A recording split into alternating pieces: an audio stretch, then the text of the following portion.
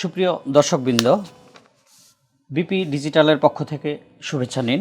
আজকে আমরা এসেছি ওয়ালটনের কর্পোরেট অফিসে। আমরা কথা বলবো রেফ্রিজারেটর নিয়ে। আপনারা জানেন রেফ্রিজারেটর একসময় একটা বিলাসী পণ্য ছিল। আমরা এমন একটা সময় ছিল গ্রামে এটা অসম্ভব রকমের একটা অপ্রত্যাশিত কিংবা এমন একটা পণ্য ছিল যে বিলাসবহুল জীবনের একটা অংশ মনে করা হতো। কিন্তু সময়ের পরিক্রমায় মানুষের অর্থনৈতিক সক্ষমতা বৃদ্ধি এবং প্রযুক্তির উৎকর্ষের কারণে ফ্রিজের উৎপাদন এবং ফ্রিজের প্রযুক্তিগত মান উন্নয়ন এমন একটা জায়গায় গিয়ে পৌঁছেছে যে গ্রাম এবং শহরকে এক জায়গায় এনে সেতুবন্ধন তৈরি করেছে। ফ্রিজ গ্রামের স্বাচ্ছন্দ্য এবং শহরের স্বাচ্ছন্দ্য দুটাকে কমিয়ে এক জায়গায় এনেছে। আমরা সেটা নিয়ে কথা বলবো। আমরা এসেছি ওয়ালটন ফ্রিজের প্রধান বিজনেস অফিসার তাহসিনুল হকের সাথে আমরা আছি। চলুন তাহলে কথা বলা যাক। বাংলাদেশ প্রতিদিনের পক্ষ থেকে আপনাকে শুভেচ্ছা জানাচ্ছি। সামনে ঈদ আমাদের করা নাড়ছে, আর আপনাদের কোম্পানি যাত্রা শুরুর পর থেকে তখন যে অবস্থা ছিল, আপনি যদি ওই জায়গাটা থেকে একটু আমরা শুরু করি, যে শুরুর দিকটা, যে চ্যালেঞ্জ, একটা বিশাল পথ পরিক্রমা আমরা পাড়ি দিয়ে আমরা এখন যে জায়গায় এসে দাঁড়িয়েছি, ছোট্ট একটা অফিস থেকে এখন বিরাট এক পরিবার, লক্ষ লক্ষ মানুষের কর্মসংস্থান, আমাদের জিডিপিতে অবদান, অর্থনীতিতে অবদান, এইটাকে যদি ছোট্ট করে একটু টাচ করে আপনি শুরু করেন। আমাদের বাংলাদেশে এই টাইপের ইন্ডাস্ট্রি শুরু করাটা অবশ্যই শুরুর দিকে চ্যালেঞ্জ ছিল। আমাদের যেই প্রোডাক্টটা আমরা তৈরি করছি, এখন আমাদের কাস্টমার যেই পণ্যটা পাচ্ছে, সেই পণ্যের প্রত্যেকটা যন্ত্রাংশ কিন্তু হচ্ছে ওয়ালটন তৈরি করে। তো এই যন্ত্রাংশ তৈরি করার জন্য, যেহেতু এটা টেকনিক্যাল প্রোডাক্ট, এই টেকনোলজি সহায়তা বলেন বা কাঁচামালের সোর্সিং বলেন বা টোটাল জিনিসটাকে অ্যাডপ্ট করে মানসম্পন্ন এবং রিলায়েবল পণ্য তৈরিটা আমাদের জন্য শুরু থেকেই একটা চ্যালেঞ্জের বিষয় হয়ে যায়। পরবর্তীতে আমাদের দেশীয় যেই মেধাবী ইঞ্জিনিয়াররা আছে, প্রায় 800 জন ইঞ্জিনিয়ার বর্তমানে কাজ করে যাচ্ছেন ওয়ালটনে প্রতিদিন। এই বিশাল সংখ্যক ইঞ্জিনিয়ার এবং দেশি প্লাস বিদেশি যেই এক্সপার্ট রয়েছেন, তাদের সমন্বয়ে কিন্তু আমরা মানুষের হাতে তুলে দিতে পারছি আমাদের শখের রেফ্রিজারেটরটি। এর পরবর্তীতে আমরা যদি বলি যে 2008 সাল থেকে আমরা প্রথমে একটা রেফ্রিজারেটর অ্যাসেম্বলি লাইন দিয়ে শুরু করি। পরবর্তীতে আমরা ম্যানুফ্যাকচারিংয়ে 1 বাই 1 যাই এবং আমাদের প্রতিটি যন্ত্রাংশই, যেগুলা গুরুত্বপূর্ণ যন্ত্রাংশ, 1 বাই 1 আমরা তৈরি করি। পরবর্তীতে আমরা কম্প্রেসর, যেটাকে বলা হয় যে রেফ্রিজারেটর হার্ট, সেইটার যন্ত্রাংশ সহকারে কমপ্লিট কম্প্রেসরটাও আমরা কিন্তু তৈরি করছি। এবং ইউরোপিয়ান মানের আমাদের টোটাল এই ইন্ডাস্ট্রিতে যে সকল কম্প্রেসর তৈরি হয়, সেই কম্প্রেসরের মধ্যে আমাদের এই কম্প্রেসরটা কিন্তু নয়েজের দিক থেকে সবচেয়ে বিশেষত্বটা কি বলবেন একটু? যদি বলা হয় যে ওয়ালটন কম্প্রেসর বিশেষত্ব, সর্বপ্রথম আমি বলবো এটা লো নয়েজ লেভেল। এটা যতগুলো কম্প্রেসর এই রেফ্রিজারেটর পণ্যের মধ্যে ব্যবহার করা হয়, এটার মধ্যে অন্যতম একটা ফিচার হচ্ছে লো নয়েজ।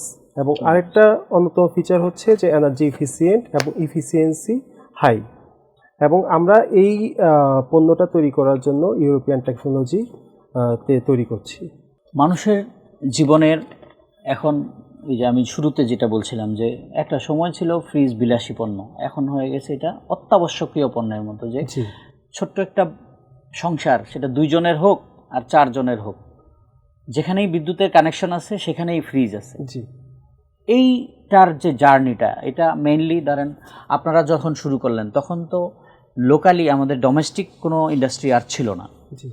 হ্যাঁ, তো এই যে আপনারা আসলেন, এটার যে সফলতা, এই সফলতা শুধু তো আপনাদের না, দেশের অর্থনীতিতে যে অবদান রাখতেছে এবং কর্মসংস্থানে যে অবদান রাখতেছে, এইটা সম্পর্কে যদি কিছু বলেন। জি, সর্বপ্রথম কথা হলো, আমরা যখন রেফ্রিজারেটরটা তৈরি করছিলাম না, দেশীয় কোম্পানিগুলো যখন এগিয়ে আসলো, তার আগের যদি আমি ঘটনাগুলো বলি, তাহলে কিন্তু প্রায় 90% রেফ্রিজারেটর, অলমোস্ট 100ই বলতে পারেন, এটা কিন্তু বাইরে থেকে আমাদের আমদানি Import করে করা লাগতো। নিয়ে আসতে হতো। তো এই যে আমদানি করে আমরা নিয়ে আসতাম, এইটার গল্পটা কিন্তু এখন জাস্ট উল্টে গিয়েছে। উল্টে গিয়েছে। আমরা কিন্তু এখন আর আমদানি নির্ভরশীলতার মধ্যে নেই, আমরা বরং এখন রপ্তানি করছি।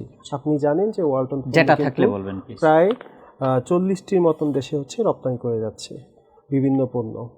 তো এই গল্পটাই হচ্ছে কিন্তু একটা দেশের ইকোনমিকে চেঞ্জ করে দেওয়ার জন্য আনা। যদি ওইটার ভলিউমটা যদি ইকোনমিক ভলিউম থাকে, ফিনান্সিয়াল আর্থিক ভলিউম, যে এত টাকা ইয়ারলি আমরা এত টাকার ফ্রিজ রপ্তানি করি।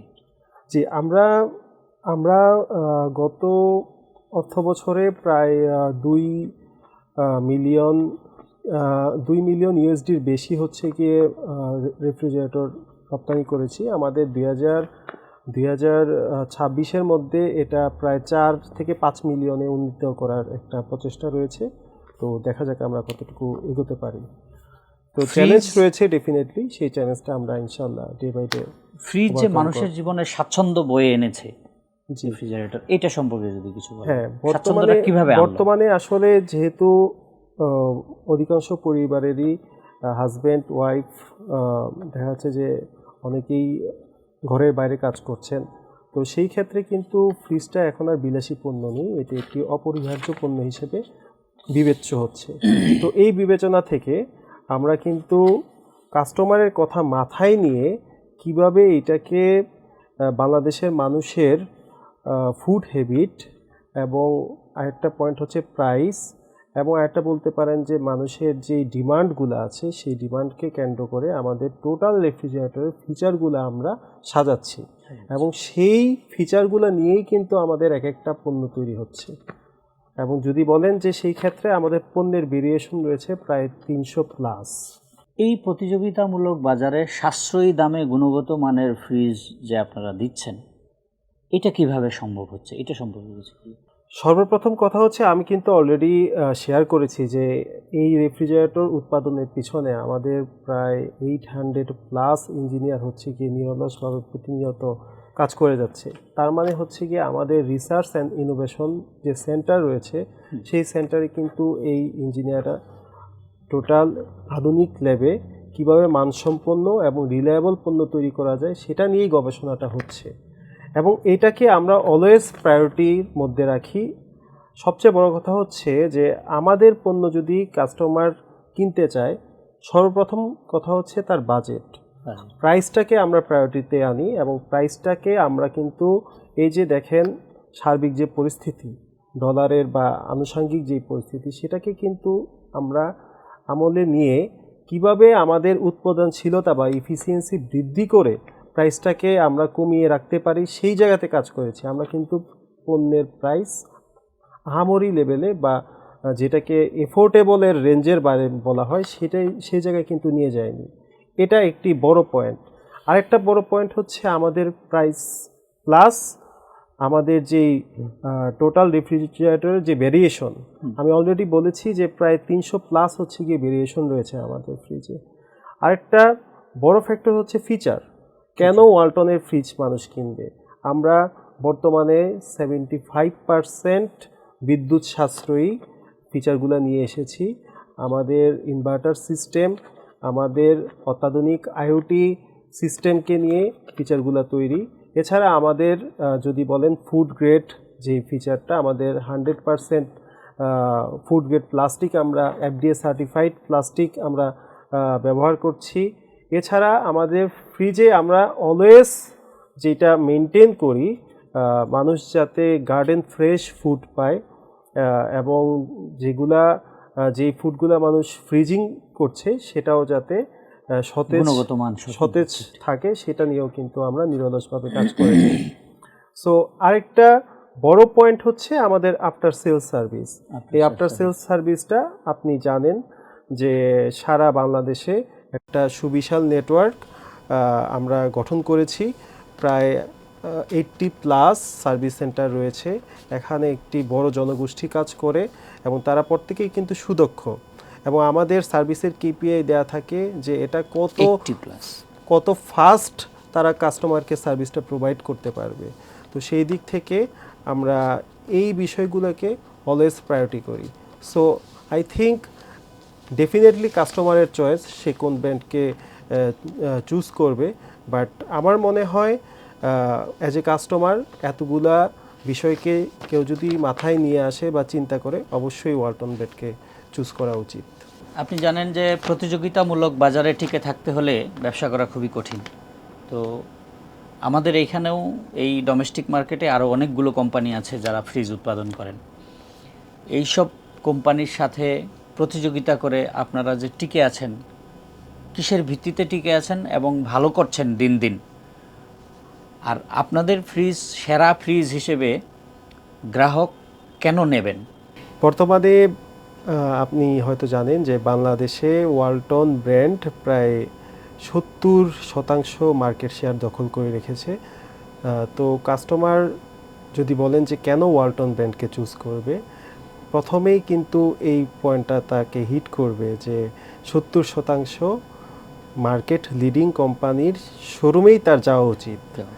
আর যদি বলেন পণ্য কেন ওয়ালটন সিলেক্ট করবে, সর্বপ্রথম কথা হচ্ছে আমি অলরেডি বলেছি যে আমাদের এই ওয়ালটন পণ্য তৈরি করার জন্য আমাদের দেশি বিদেশি প্রায় 800 জন ইঞ্জিনিয়ার কিন্তু নিরলসভাবে কাজ করে যাচ্ছেন আমাদের যেই আরএনআই সেন্টার আছে তার মধ্যে।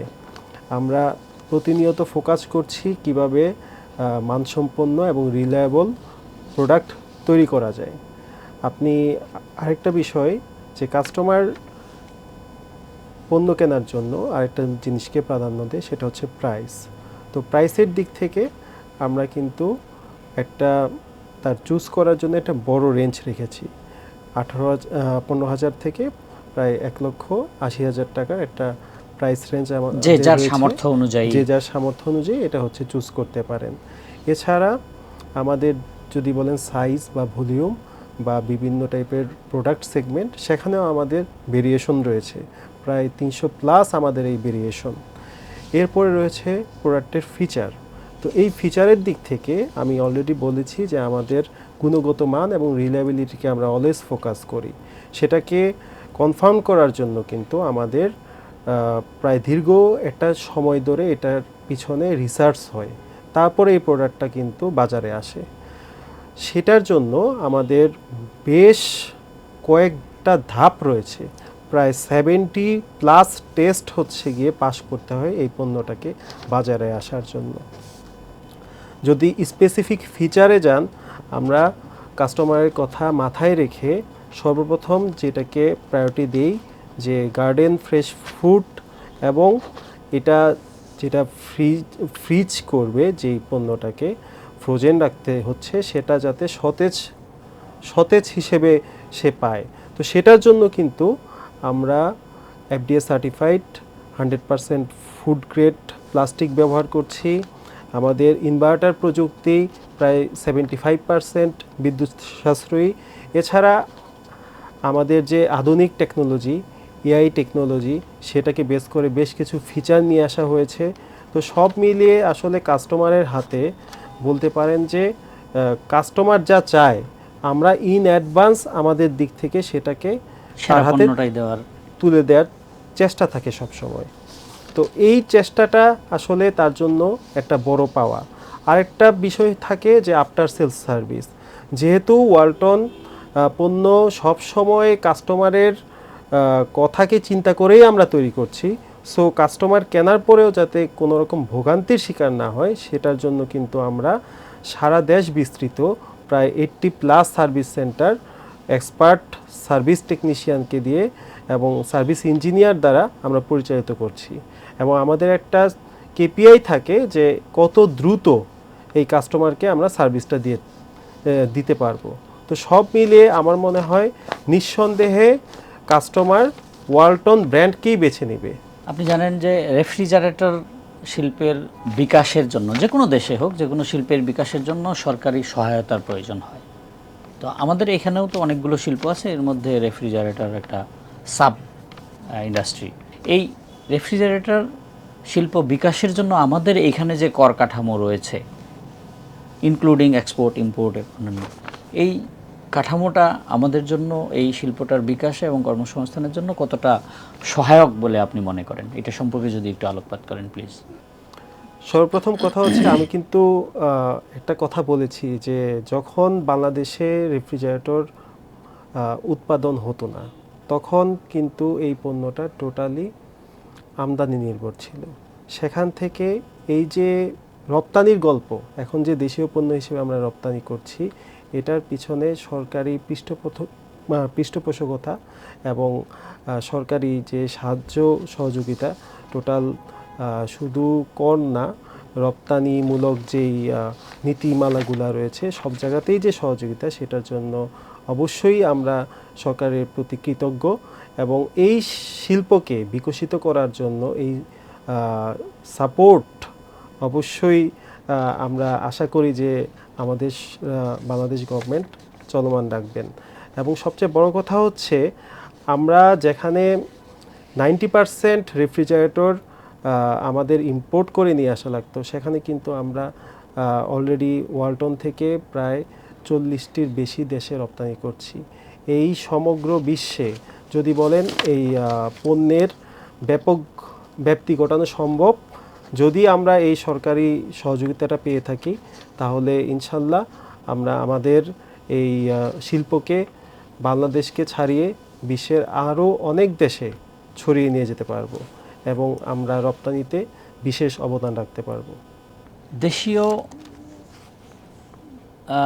ব্র্যান্ডের পাশাপাশি আমরা এখন আন্তর্জাতিক ব্র্যান্ড, এই আন্তর্জাতিক ব্র্যান্ড হওয়ার পিছনের কারণটা যদি একটু বলেন, যে আন্তর্জাতিক ব্র্যান্ড হওয়ার জন্য আমাদের যে স্ট্যান্ডার্ডগুলো মেনটেন করা দরকার, এই জিনিসটা সম্পর্কে একটু আলোকপাত করেন প্লিজ।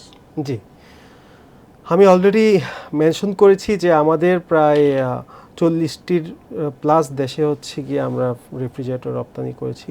সো অবশ্যই আমাদেরকে এই সম্পর্কিত সবগুলো স্ট্যান্ডার্ড মেনটেন করতে হচ্ছে। তো আমাদের প্রায় 70 প্লাস টেস্ট কমপ্লিট করতে হয়, যেটা কিনা আমাদের 140টা দেশের স্ট্যান্ডার্ডকে কভার আপ করে।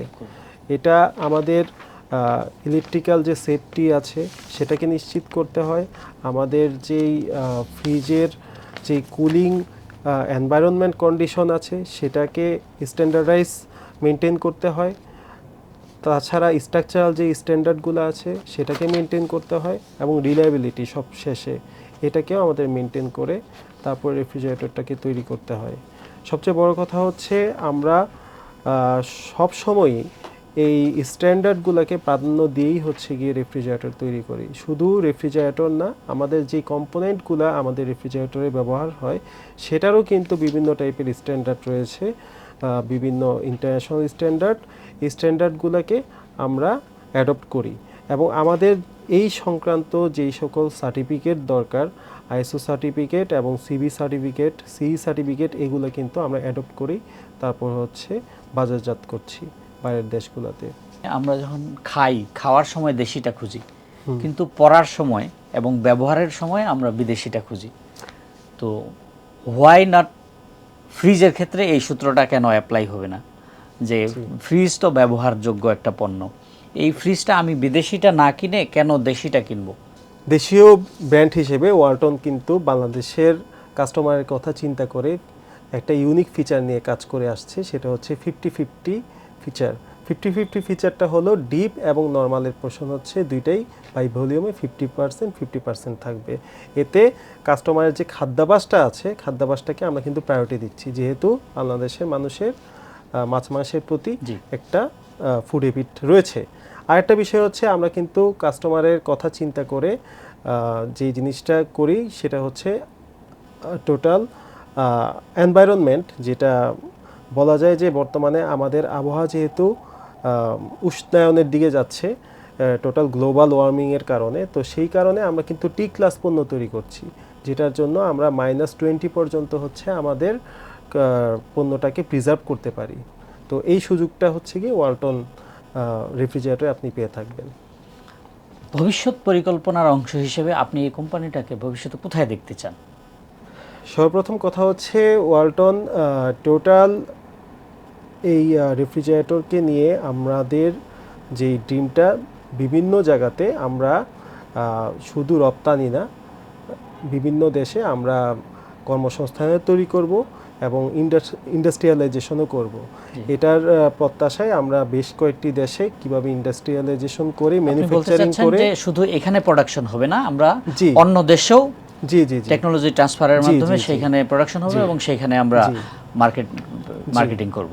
জি অবশ্যই আমরা চেষ্টা করছি যে বাংলাদেশের বাইরেও আরও কতগুলা দেশে আমরা উৎপাদন শুরু করতে পারি। এবং এইটার আরেকটা বিষয় হচ্ছে আমরা কিন্তু যেমন বাংলাদেশের কাস্টমারের চাহিদাকে মাথায় রেখে রেফ্রিজারেটর তৈরি করেছি। আমাদের এই ইউনিক যেই থিঙ্কিংটা রয়েছে, এই থিঙ্কিংটাকে নিয়েই কিন্তু আমরা বিশ্বের আদার্স যে জনগোষ্ঠী রয়েছে তাদের চাহিদাটাকে মাথায় রেখেও ওই দেশের জন্য স্পেশাল কোনো ফিচার তৈরি করা যায় কিনা সেটা নিয়ে আমরা গবেষণা করে যাচ্ছি। তো আশা করি আমাদের এই ড্রিমটাকে আমরা অতি স্বল্প সময়ের মধ্যে অ্যাডপ্ট করতে পারবো। আপনাকে অসংখ্য ধন্যবাদ। বাংলাদেশ প্রতিদিনের পক্ষ থেকে ধন্যবাদ। এবং বাংলাদেশ প্রতিদিন তো বটেই, ওয়ালটন ফ্রিজ এবং ওয়ালটন ফ্রিজের যে ব্যবহারকারী যারা ভোক্তা, সেই ভোক্তা সাধারণকেও আমি শুভেচ্ছা জানাচ্ছি আপনার মাধ্যমে, আপনার কোম্পানির, এবং আপনাকে অসংখ্য ধন্যবাদ। ধন্যবাদ, আপনাকেও ধন্যবাদ। এবং আমি আপনাদের চ্যানেলের মাধ্যমে যারা ওয়ালটন রেফ্রিজারেটর ব্যবহার করছেন তাদের প্রত্যেককেই অভিনন্দন এবং শুভেচ্ছা।